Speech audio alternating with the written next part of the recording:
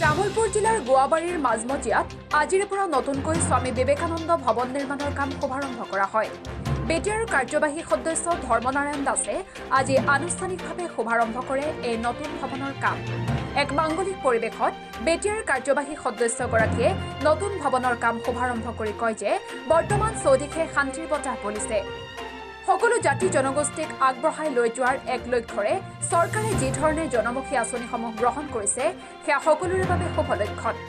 প্ৰায় 15 লাখ টকা ব্যয় সাপেক্ষে নিৰ্মাণ হ'বলগীয়া এই বিবেকানন্দ ভৱনৰ শুভাৰম্ভণি অনুষ্ঠানত নাগৰিজুলি আঞ্চলিক সমিতিৰ সভাপতি মিথুন দাস, জিলা সভাপতি দেৱব্ৰত চৰকাৰ আৰু বেটিয়াৰ ক্ষেত্ৰীয় সমিতিৰ সভাপতি হৰেণ দাসে কাৰ্যবাহী সদস্য ধৰ্মনাৰায়ণ দাসক ধন্যবাদ সূচক মন্তব্য আগবঢ়োৱাৰ লগতে অনাগত দিনত এই ভৱনটোৱে সকলোকে একত্ৰিত কৰিব বুলিও উল্লেখ কৰে।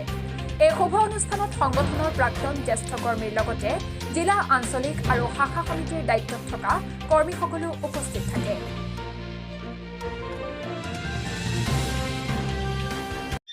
আমাৰ আজি এই বৃহত্তৰ গৈবাৰী অঞ্চলত আমাৰ সদৌ অসম বঙালী যুৱ ছাত্ৰ ফেডাৰেশ্যনৰ কাৰ্যালয়ৰ ভূমিতেই আমাৰ স্বামী বিবেকানন্দ গৃহভৱন এতিয়া আমি পাবলৈ সক্ষম হৈছোঁ। আমাৰ বিটিআৰৰ ইয়াম তথা আমাৰ নাগজুলি সমষ্টিৰ যুৱ নেতা সন্মানীয় ধৰ্মনাৰায়ণ দাসদেৱৰ সদিচ্ছাত আমি এই বিবেকানন্দ ভৱনটো পাবলৈ সক্ষম হৈছোঁ।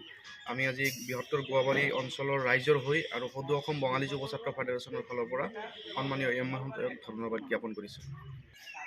ভৱনটো সম্পূৰ্ণ হোৱাৰ লগে লগেই আমি ইয়াতে বিভিন্ন ধৰণৰ সামাজিক কামসমূহ আমি ইয়াতে এইটো ভৱনত বহি আমি কৰিব পাৰিম। ৰাইজৰ লগত ইয়াতে বহি বিভিন্ন ধৰণৰ সমস্যাৰ বিষয়ে আলোচনা কৰি মানে আমাৰ খুব এটা সুন্দৰ এটা পৰিৱেশ সৃষ্টি হ'ব আৰু এই ভৱনটোৱে আমাৰ এই গোৱাবাৰী অঞ্চলৰ ৰাইজৰ খুব উপকাৰ কৰিব বুলি আমি ভাবোঁ।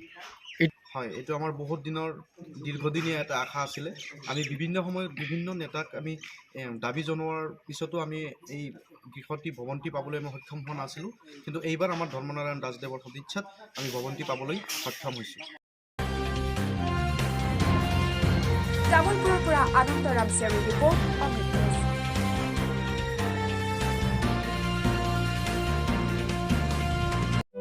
অমৃত প্ৰবাহ অসমীয়া সাপ্তাহিক কাকতৰ ডিজিটেল সংস্কৰণ অমৃত নিউজ, সত্যৰ সন্ধানত অমৃত নিউজ।